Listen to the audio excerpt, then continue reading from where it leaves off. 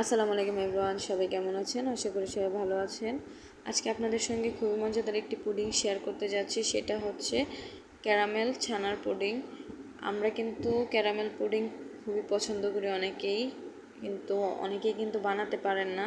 আপনারা চাইলে কিন্তু এই রেসিপিটা ফলো করে লিকুইড দুধ দিয়েও সেম প্রসেসিংয়েই পুডিংটা বানিয়ে নিতে পারেন। আপনারা যদি সাপোর্ট করেন তাহলে আমি আরও একটি পুডিংয়ের রেসিপি শেয়ার করব। যেহেতু এটা ছানার পুডিং, আরেকটা পুডিং আছে যেটা ডাবের পুডিং, তারপর মিল্ক পুডিং, এগুলো আমি শেয়ার করার চেষ্টা করব। তবে আপনারা সবাই সাপোর্ট করতে হবে অবশ্যই।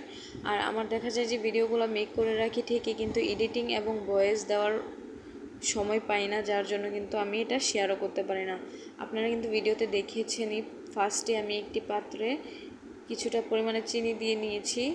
সেটাতে কিন্তু আমি কোনো প্রকার পানি দেই নাই। এটাকে একদম লো হিটে বসিয়ে রাখলে অটোমেটিকলি মেল্ট হয়ে এটা একটা ব্রাউন কালার হয়ে যায়। আর আমরা কিন্তু গরম থাকা অবস্থায় যে পাত্রে পুডিংটা সেট করব সে পাত্রেই কিন্তু ভালোভাবে স্প্রেড করে নিব, নয়তোবা ঠান্ডা হলে কিন্তু ক্যারামেলটা একদম শক্ত হয়ে যায়, তখন আর স্প্রেড করা যায় না।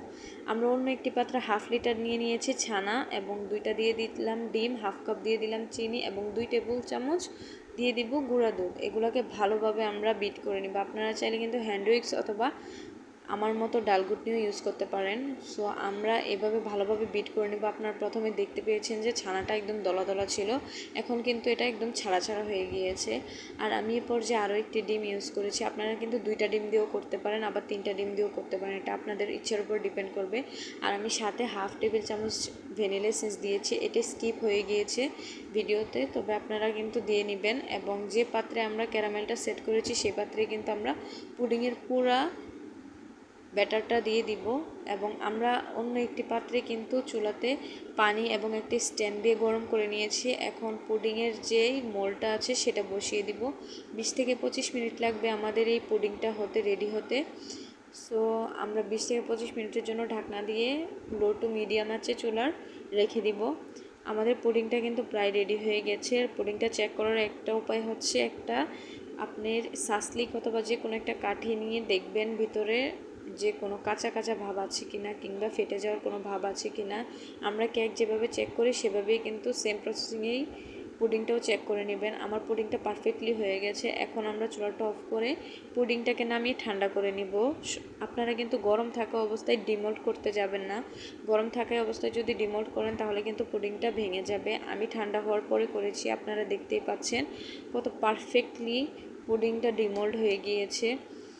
আর আপনারা সবাই আমার যে প্যানে পুডিংটা করেছি সেই প্যানটাকে স্কিপ করেন, দেখার কোনো প্রয়োজন নেই আপনাদের।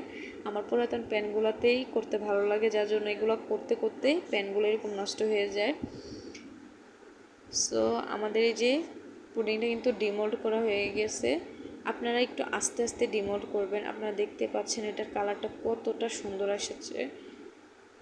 সো আপনারা এটা অবশ্যই ট্রাই করে দেখবেন যে কেমন লাগে, আর টেস্ট করে অবশ্যই জানাবেন আপনাদের পছন্দ হয়েছে কিনা। আর আপনারা যদি সাপোর্ট করেন তাহলে ডাবের পুডিং এবং মিল্ক পুডিংটাও শেয়ার করব। ধন্যবাদ সবাইকে, ভালো থাকবেন।